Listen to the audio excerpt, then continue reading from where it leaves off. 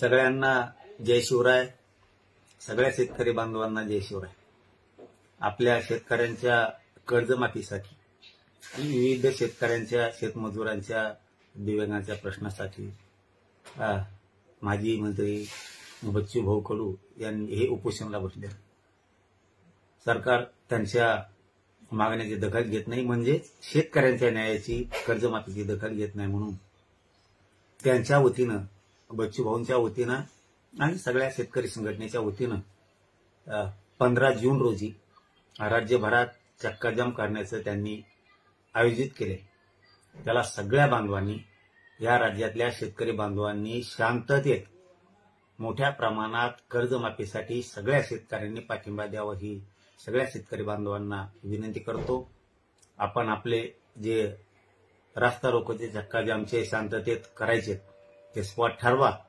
आमचा गोदा पाट्यातला पैठण फाटा शहागड इथं ठरलाय. गोदा पाट्यातल्या सगळ्या शेतकरी बांधवांनी जात पात धर्म सगळं सोडून शेतकऱ्यांची कर्जमाफी व्हावी म्हणून सगळ्या शेतकरी बांधवांनी गोदा पट्ट्यातल्या पैठण फाटा इथं मोठ्या संख्येने उपस्थित राहू, ही सगळ्यांना विनंती करतो.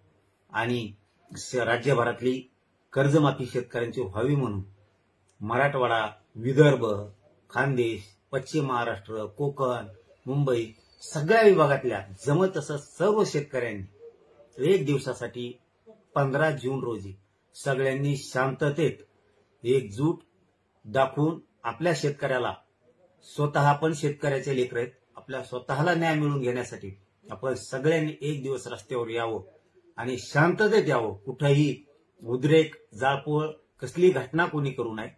सगळ्यांना विनंती आहे की आपण राज्यातल्या, महाराष्ट्रातल्या सगळ्या शेतकऱ्यांनी एकजूट, ताकदीने एकजूट दाखवा आणि आपली कर्जमाफी करून घेण्यासाठी एकत्र या, ही सगळ्यांना विनंती करतो.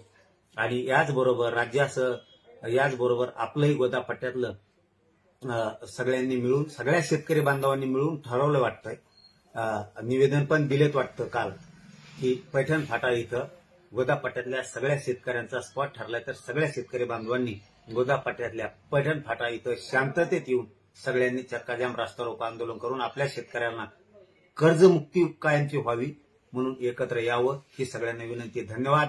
सगळ्या शेतकरी बांधवांना जय शिवराय.